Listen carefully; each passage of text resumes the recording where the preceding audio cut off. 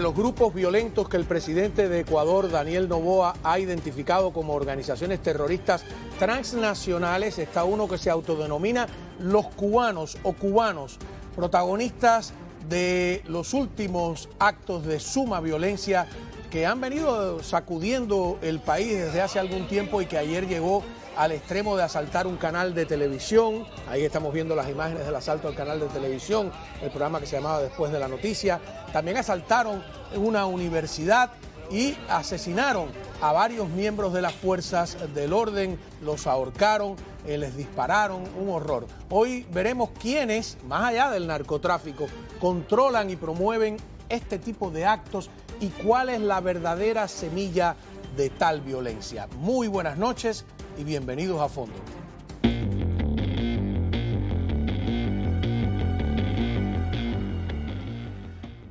Con nosotros está Francisco Endara Daza, analista político ecuatoriano que fue candidato a la Asamblea Nacional de su país y que tuvo que escapar perseguido por el correísmo. Muchísimas gracias por estar con nosotros. Un gusto, Juan Manuel. Cómo no. Tenemos también a Enrique García, fue oficial de la inteligencia y trabajó precisamente en Ecuador, dirigió operaciones en ese país, conoce muy bien todo lo que sucede, así que gracias por estar con nosotros, ¿no? Gracias a ti, Juan Manuel. Cómo no. A ver, empezamos por las imágenes de la toma del canal de televisión.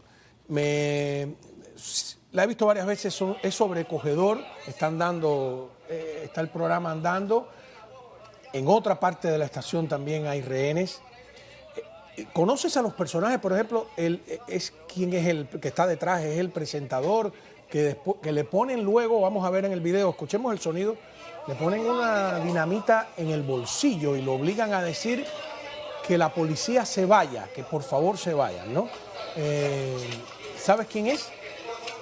No recuerdo en este momento, pero son periodistas conocidos del Ecuador. Y son de la estación del gobierno. De Canal TC Televisión, oficial. Canal 10 en Guayaquil, en la ciudad de Guayaquil.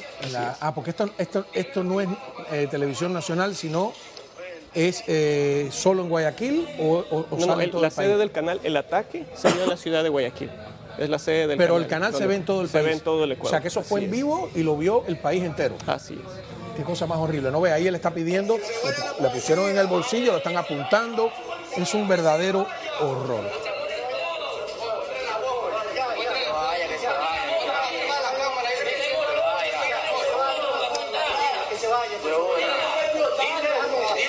Dile que tenemos bomba.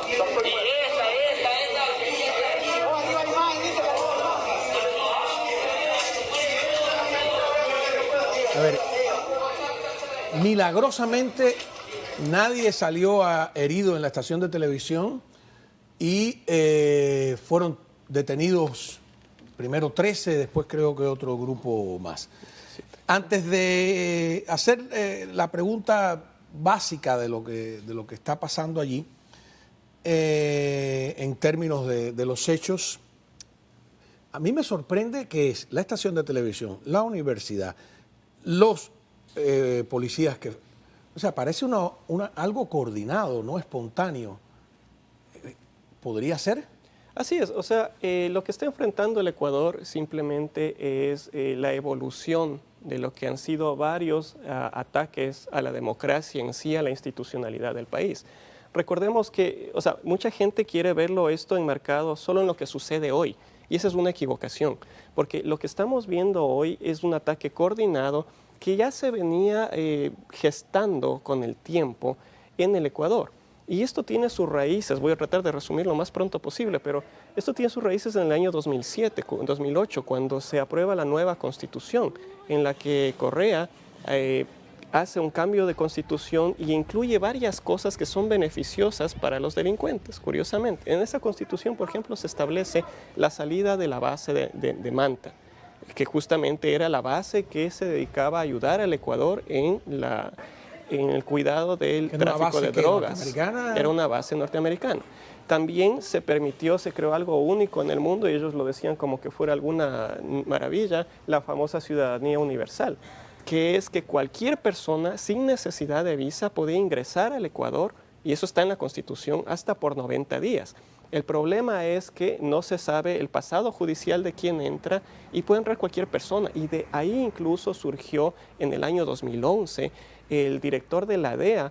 En una declaración, él dijo que el Ecuador se estaba convirtiendo en las Naciones Unidas del crimen organizado. Así lo dijo, y se puede buscar el artículo en internet.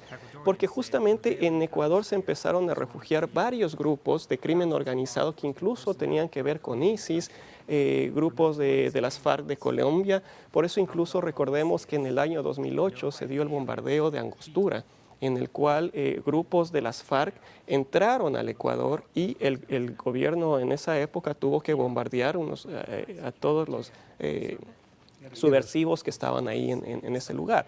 Entonces, una serie de eventos que han ido debilitando la institucionalidad del Ecuador, y en estos últimos años, curiosamente, cada vez que hay un caso de importancia relacionado con la corrupción del correísmo, y eso se puede verificar lo que estoy diciendo, curiosamente y coordinadamente existen ataques en las cárceles. Esto empezó en el año 2019, más o menos, cuando Lenín Moreno, que se vira del socialismo. Correa lo deja creyendo que es el heredero y ese era el plan por ser enemigo de Correa. Ese era el plan original.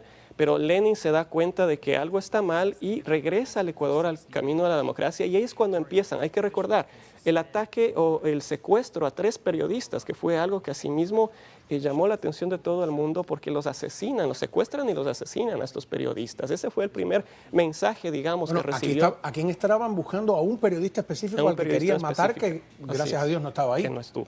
Entonces, a partir de ese momento en que Correa ya deja el poder, o tiene dificultades para recuperar el poder, empiezan estos ataques. Guillermo Lasso, ¿por qué no pudo completar su gobierno? Porque continuamente hubieron ataques en las cárceles e incluso tuvo un levantamiento violento que justamente esto está organizado por el Foro de Sao Paulo. Este levantamiento violento fue organizado por organizaciones que pertenecen al Foro de Sao Paulo. Entonces atacaron a la ciudadanía, crearon el terror a la ciudadanía. Guillermo Lasso no supo cómo responder bien a esta situación, y ahora lo que está enfrentando el presidente Noboa es simplemente todo este tipo de acciones concertadas, porque hay que recordar que hay un caso de interés súper grave para el correísmo, que es el caso Metástasis, donde la fiscal Diana Salazar ha encontrado un celular o investiga un celular del principal narcotraficante del Ecuador, donde se menciona que es Fito. Que disculpa, y fíjate qué curioso, que todo empieza antes de ayer, ¿no? Es que justo con que Fito escapa de la cárcel. El narcotraficante más importante de Ecuador escapa y todavía está prófugo. Así es, todavía. O sea, es importante. Aquí lo vemos. Esto es una operación anterior, porque él se ha fugado otras veces donde lo habían recapturado. En Perú. Eso es en Perú. No, él se fugó de Perú, fingió que se había muerto y... Pero estas imágenes no son de ahora, porque estas imágenes de una captura anterior. Eso es de una anterior, sí. Ajá. Sí. Y entonces, pero en estos momentos está prófugo. O sea, que coincide con lo que tú dices. Exacto. Entonces, antes de pasar con lo que quiero preguntar y hablar con Enrique, es, ¿hay una mano política detrás de todo esto? Es evidente, son muchas coincidencias. Eso es lo que estoy tratando un poco de unir los puntos, porque es importante unir los puntos. Y este levantamiento se da justo en este momento en el que la fiscal investiga la relación del narcotráfico, que está probada, están probando con los mensajes de este celular que se han encontrado, que influían en jueces, influían en políticos. Incluso hay un mensaje de este narcotraficante que decía: espérate, cuando lleguemos al poder, nuestra situación va a cambiar. ¿A qué se refería cuando decía cuando lleguemos al poder? Cuando regrese Correa. Que por eso me molestó que ayer varios medios de prensa y hoy le han estado dando tribuna a Rafael Correa, como si entonces, porque la impresión es, todo está mal porque yo no estoy ahí. No, es una mala idea. Ahora, y vamos a volver después al tema del trasfondo político de todo esto. Enrique García, cuéntanos primero cuál es tu conocimiento del Ecuador. Bueno, yo, Ecuador, aparte que viví trabajando para la inteligencia cubana los últimos años hasta que fui extraído y vine hasta los Estados Unidos, o sea, deserté hacia los Estados Unidos en enero del 89, por razones laborales años después, es un país que he vuelto con frecuencia, un país que conozco bien, un país que aprecio, que quiero muchísimo y un país que creo conocer con Endara hemos compartido, he hablado varias oportunidades. Yo quiero subrayar un par de cosas incluso sobre lo que se refería a Endara, y es lo siguiente, no se puede olvidar.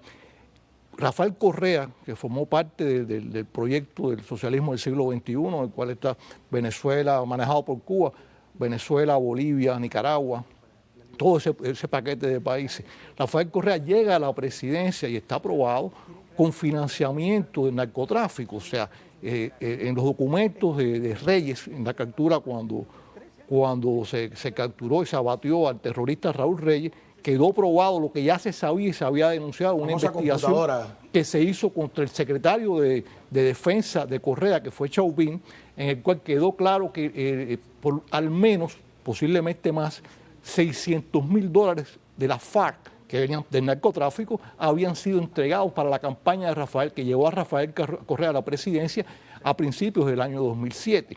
Luego, en todo el gobierno de Rafael Correa, y quiero aclarar una cosa sobre la base de Manta. La base de Manta era una base no solo para Ecuador, era la base aérea norteamericana que controlaba toda el Suramérica, el patrullaje contra el narcotráfico se hacía desde ahí. O sea, era muy importante la aniquilación de esa base para los narcotraficantes. Pero además, esa base cumplía con las leyes de Ecuador. No se violó la soberanía nunca porque los aviones iban capitaneados siempre por pilotos ecuatorianos acompañados por homólogos norteamericanos. O sea, una base que cuando se hizo ese proceso se hizo con un respeto total, absoluto a las leyes norteamericanas. Correa desmantela en el año 2009 el IES, que era la Unidad de Investigaciones Especiales, que era la unidad más especializada y más profesional investigativa contra el narcotráfico y contra los crímenes del Ecuador en el año 2009, que tenía todo el apoyo de la Embajada norteamericana. Rompe paulatinamente todos los lazos de colaboración con todas las agencias norteamericanas desde el año 2007 hasta el año 2014. Rompió relaciones con la DEA, con la Oficina Militar, expulsó en el año 2013 hasta la embajadora norteamericana, o 2012. Correa espantó, igualito que hizo Chávez, igualito que hizo Morales en Bolivia, como han hecho todos los demás del socialismo del siglo XXI, rompiendo todos los vínculos de colaboración con los servicios norteamericanos para fomentar y apoyar el narcotráfico. Además, durante toda la administración del señor Rafael Correa, que hizo unas declaraciones muy hipócritas en el día de ayer, porque lógicamente él sabe que la ciudadanía ecuatoriana está molesta con lo que está pasando. Entonces hizo unas declaraciones totalmente hipócritas, pero la semilla, el germen de lo que está pasando en Ecuador hoy, que el presidente Noboa ha enfrentado desde su campaña y ahora lo ha dicho, es la persona que está dispuesta y tiene la voluntad política de acabar con todo ese fenómeno.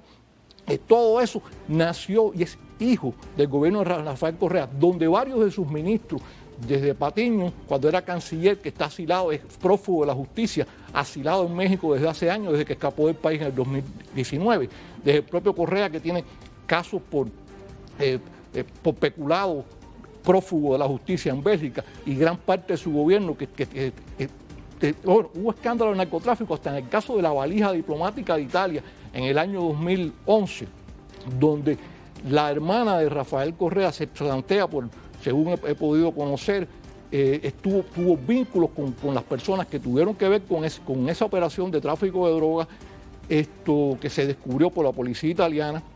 El canciller Patiño, según se plantea, estuvo vinculado a ese caso también y fue un caso que fue totalmente ocultado por el Poder Judicial. Entonces, todo este fenómeno, y es lo que quiero subrayar, Juan Manuel, la interrelación de todos estos gobiernos de extrema izquierda que querían convertirse en eternos en estos países, han tenido una alianza natural con el narcotráfico. Y el narcotráfico, a su vez, lo que ha hecho es seguir corrompiendo las estructuras del Estado, del Poder Judicial, etcétera. Y entonces el presidente Noboa, ahora que quiere solucionar esto y que yo espero que lo solucione, tiene un fenómeno que ha heredado demasiado grande.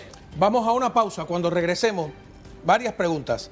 ¿Está el régimen castrista de alguna manera detrás de todo esto? Vamos a ver las declaraciones de Díaz-Canel. Vamos a